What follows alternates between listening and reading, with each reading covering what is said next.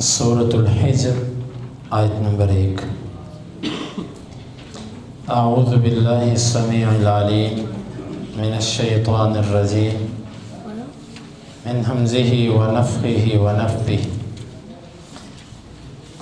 الف لام را،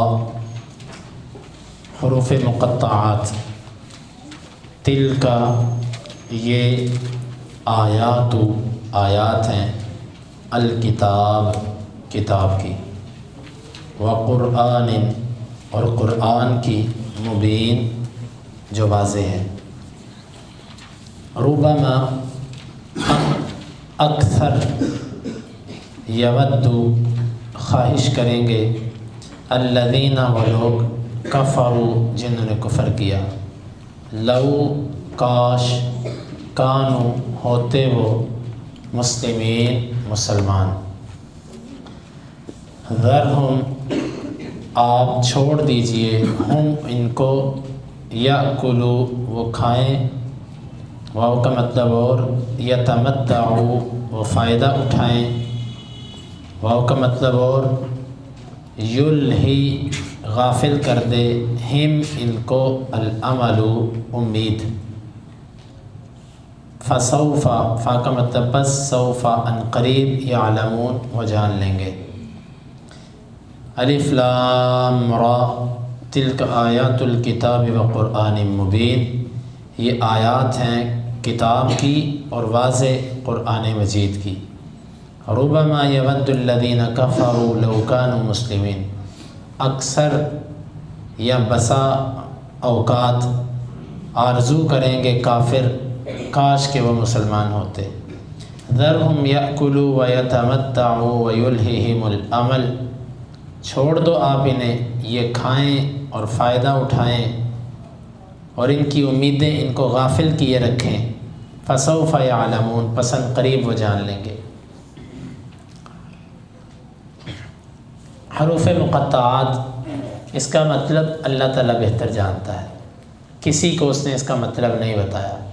ان کو مقطعات اس لیے کہا جاتا ہے کہ ان کو باوجود اکٹھے لکھے ہونے کے کاٹ کاٹ کے پڑھا جاتا ہے۔ الف لام را، اس کو نہیں پڑھا جاتا، حالانکہ لکھے یہ اکٹھے گئے ہیں لیکن کاٹ کاٹ کے پڑھا جاتا ہے، اسی لیے مقطعات کہتے ہیں اس کو۔ تلک آیات الکتاب، یہ آیات ہیں کتاب کی۔ تلک عربی زبان کے اندر اسم اشارہ ہے۔ اسم اشارہ یعنی کسی چیز کی طرف اشارہ کرنے کے لیے استعمال ہوتا ہے۔ تلک، دور کی چیز کی طرف اشارہ کرنا ہو تو استعمال ہوتا ہے، قریب کی طرف اشارہ کرنا ہو تو اس کے لیے ذالک کا اشارہ یا ھذا وغیرہ کا اشارہ استعمال کیا جاتا ہے۔ ھذا قریب کے لیے اور تلک یہ مؤنث کا اشارہ بعید کے لیے۔ لیکن قرآن مجید کی آیات تو ہمارے سامنے ہیں، اس کے لیے دور کا اسم اشارہ کیوں استعمال کیا گیا؟ اس کے بارے میں مفسرین نے لکھا ہے کہ قرآن مجید کے بلند رتبے کی طرف اشارہ کرنے کے لیے دور کا اسم اشارہ استعمال کیا گیا، بلند رتبے کی طرف اشارہ کرنے کے لیے کہ تلک، یہ بہت بلند ہے، آیات الکتاب، کتاب کی آیات۔ کتاب سے مراد قرآن مجید، وقرآن مبین، اور واضح قرآن، یعنی ہر چیز اس میں واضح ہے۔ ربما یود الذین کفروا لو کانوا مسلمین، ربما کے دو معنی ہیں۔ ربما کا ایک معنی ہوتا ہے بہت ہی کم، بہت ہی کم، اور دوسرا اس کا معنی ہوتا ہے بہت زیادہ، یعنی یہ کلمہ ایسا ہے کہ جس کے دو معنی ہیں اور دونوں معنی آپس میں متضاد ہیں۔ ایک کا معنی بہت کم اور دوسرا معنی اس کا بہت زیادہ۔ کافر، مفسرین نے یہاں پر جو راجح قرار دیا ہے وہ دوسرا معنی ہے کہ بہت زیادہ، بہت زیادہ والا معنی درست ہے کہ بہت زیادہ، اکثر اوقات آرزو کرتے ہیں کافر، کاش کہ وہ مسلمان ہوتے۔ کافر باوجود کافر ہونے کے وہ یہ آرزو کرتا ہے کاش کہ وہ مسلمان ہوتا۔ وہ یہ آرزو کب کرتا ہے؟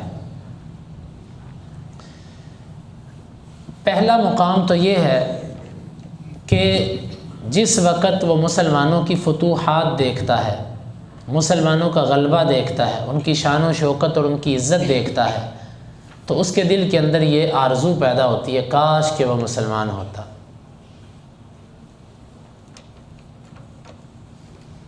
اس کے دل میں یہ آرزو پیدا ہوتی ہے کاش کہ وہ مسلمان ہوتا۔ دوسرا مقام یہ ہے کہ جس وقت کسی بھی کافر کو موت آتی ہے،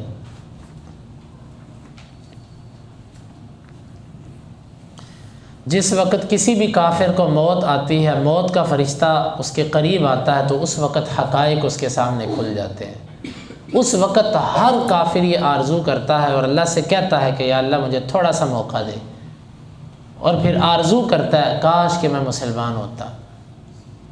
اور اسی طرح تیسرا مقام کہ جس وقت وہ قبر میں جاتا ہے، فرشتے اس سے سوالات کرتے ہیں، اس کو جواب نہیں آتا اور اس کی مار پٹائی وہاں پر شروع ہوتی ہے، اس وقت بھی وہ آرزو کرتا ہے کاش کہ وہ مسلمان ہوتا۔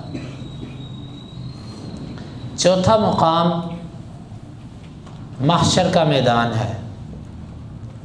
محشر کے میدان میں بھی کافر یہ آرزو کرے گا کاش کہ میں مسلمان ہوتا۔ اور پانچواں مقام جو کہ حدیث کے اندر بھی آتا ہے کہ رسول اللہ صلی اللہ علیہ وسلم نے فرمایا کہ جب مسلمان گناہگار اور کافر جہنم کے اندر ڈالے جائیں گے تو اللہ تعالیٰ کچھ جو کم گناہوں والے مسلمان ہوں گے ان کو نکال لے گا، زیادہ گناہوں والے ابھی باقی ہوں گے، تو کافر جو ہوں گے وہ مسلمانوں سے کہیں گے کہ تم اس جہنم میں کیوں آ گئے؟ ہم تو کافر تھے، ہم تو اس لیے آئے، تو تمہیں تمہارے کلمے نے کیا فائدہ دیا؟ تمہارے مسلمان ہونے کا تمہیں کیا فائدہ ہوا؟ اللہ تعالیٰ یہ ساری بات ان کی سن رہا ہوگا، تو وہ آگے سے کہیں گے کہ ہم گناہگار تھے تو ہم مسلمان، لیکن ہم گناہگار تھے، تو بس ہم اپنے گناہوں کی وجہ سے جہنم میں آئے ہیں۔ اللہ تعالیٰ حکم دے گا کہ ان کو نکال لو، جس کے دل میں رائی کے دانے کے برابر بھی ایمان ہے اس کو نکال لو۔ اس کو نکال لیا جائے گا۔ جب نکال لیا جائے گا اب جہنم میں صرف کافر رہ جائیں گے۔ اس وقت کافر آرزو کریں گے کاش کہ وہ بھی مسلمان ہوتے اور آج نکل جاتے۔ کتنے مقامات ہو گئے، مرتے وقت، قبر میں، محشر کے میدان میں، جہنم کے اندر، اور اسی طرح دنیا میں جب مسلمان کو فتوحات ملتی ہیں، عزت ملتی ہے، تو بھی کافر کہتے ہیں کاش ہم بھی مسلمان ہوتے۔ یہ اللہ کا فضل ہے کہ اللہ تعالیٰ نے ہمیں مسلمان بنایا۔ اور ایک مقام وہ بڑا اہم مقام ہے، یقین مانے آج بھی کافر جب مسلمانوں کے رہن سہن کو دیکھتے ہیں، سچے مسلمانوں کی بات کر رہا ہوں، وہ سچے مسلمانوں کے رہن سہن کو دیکھتے ہیں، وہ ہماری خواتین کو دیکھتے ہیں، وہ ہمارے دینی ماحول کو دیکھتے ہیں، ان کے دل کے اندر ایک حسرت ضرور پیدا ہوتی ہے۔ ان کی عورتیں اور ہماری عورتوں میں بڑا فرق ہے۔ الحمدللہ ہمارے اسلام کی تعلیم یہ ہے کہ ہماری خواتین پاک دامن ہوتی ہیں۔ ہاں جو ان کے طریقے پر چل پڑے وہ تو پھر اسلام کے طریقے پر نہ رہی نا، وگرنہ جب وہ یہ چیز دیکھتے ہیں تو ان کے دلوں میں بھی حسرت ہوتی ہے۔ مسلمانوں کو عبادت کرتا ہوا دیکھتے ہیں، مسلمانوں کو جس وقت اپنے دین پر دیکھتے ہیں تو حسرت یہ ان کے دلوں میں بھی آتی ہے، لیکن دنیا داری کی وجہ سے، دنیاوی مفادات کی وجہ سے وہ اسلام کے قریب نہیں آتے۔ تو دنیا میں بھی ایسے بہت سارے مقامات آتے ہیں جس میں کافر مسلمان کو للچائی نظروں سے دیکھتا ہے، حسرت کی نظروں سے دیکھتا ہے، لیکن چونکہ اس کے اندر ایمان نہیں ہوتا اس لیے وہ دنیا داری چھوڑ کر اسلام نہیں لا سکتا۔ اس کے سامنے رکاوٹیں کیا ہوتی ہیں؟ دنیا داری۔ تو یہ اللہ کا فضل ہے۔ اللہ نے فرمایا کہ اکثر کافر آرزو کرے گا کہ کاش کہ وہ مسلمان ہوتا، اور یہ حقیقت ہے، کافر آرزو کرتا ہے۔ لو یہاں پر ایسی آرزو کے لیے استعمال ہوا ہے کہ جو پوری نہ ہو سکتی ہو، ایسی آرزو کہ جو پوری نہ ہو سکتی ہو، کیونکہ یہ آرزو اس وقت کرے گا جب مر جائے گا، تو مرنے کے بعد تو کوئی مسلمان نہیں ہو سکتا۔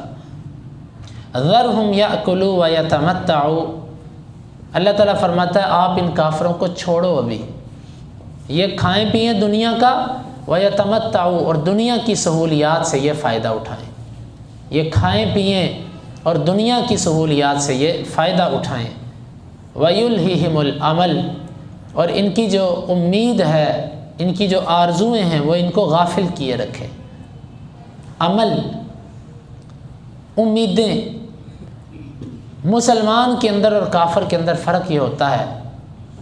عبداللہ بن عمر رضی اللہ عنہ کہتے ہیں کہ رسول اللہ صلی اللہ علیہ وسلم نے فرمایا صلاح اولی ہذہ الامہ بالزہد، آپ صلی اللہ علیہ وسلم نے فرمایا کہ اس امت کے جو اول حصہ ہے، یعنی شروع کے لوگ جو ہوں گے، ان کی جو بہتری ہوگی وہ یقین کے ساتھ، بالزہد والیقین، اللہ پر یقین اور دنیا سے بے رغبتی کی وجہ سے ہوگی۔ یعنی اس امت کے جو پہلے لوگ بہتر ہوں گے، ان کی بہتری کی دو وجوہات ہیں۔ ایک، وہ دنیا سے بے رغبت ہیں، ان کو دنیا کا ہرس نہیں ہے دلوں میں، اور دوسری ان کی بہت بڑی وجہ جو ہے وہ اللہ پر یقین ان کا بڑا کامل ہے۔ اور آپ نے فرمایا کہ اور اس امت کی تباہی، اس امت کا آخر جو ہوگا، وَآخِرُهَا یا وَيُهْلَكُ آخِرُهَا بِالْبُخْلِ وَالْعَمَلِ، آپ نے فرمایا اس امت کا جو آخر ہوگا وہ دو چیزوں سے تباہ ہوگا، ایک کنجوسی کے ساتھ، بخل کے ساتھ، اور دوسرا لمبی لمبی امیدیں لگا دینے کے ساتھ۔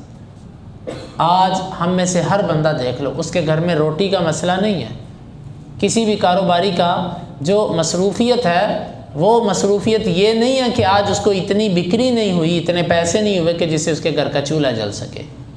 اصل لالچ اور ہرس ہے زیادہ جمع کرنے کا، اس کے پیچھے نمازیں بھی گئیں، اس کے پیچھے دین بھی گیا، اس کے پیچھے ایمان بھی گیا، سب کچھ گیا۔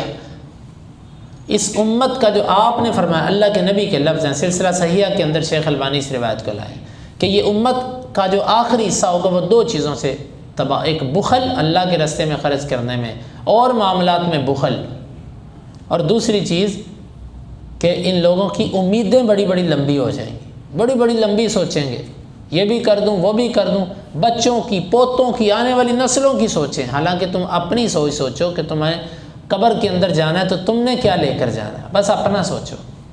تمہارے بچے اپنا مقدر لے کر آئے ہیں، ان کے لیے بھی رب ہے، تم ان کے رب نہیں ہو کہ تم نے ان کے لیے سب کچھ کر کے جانا ہے، اب تم اپنی فکر کرو بس۔ لیکن ایسا نہیں ہے، ہم لوگ اس سے بہت غافل ہیں۔ تو اللہ کے نبی صلی اللہ علیہ وسلم پر اللہ نے جو قرآن نازل کیا، اللہ نے فرمایا یہ کافر جو ہیں وَيُلْهِهِمُ الْعَمَلُ، ان کی لمبی لمبی امیدیں ہی ان کو آخرت سے غافل کیے رکھیں گی۔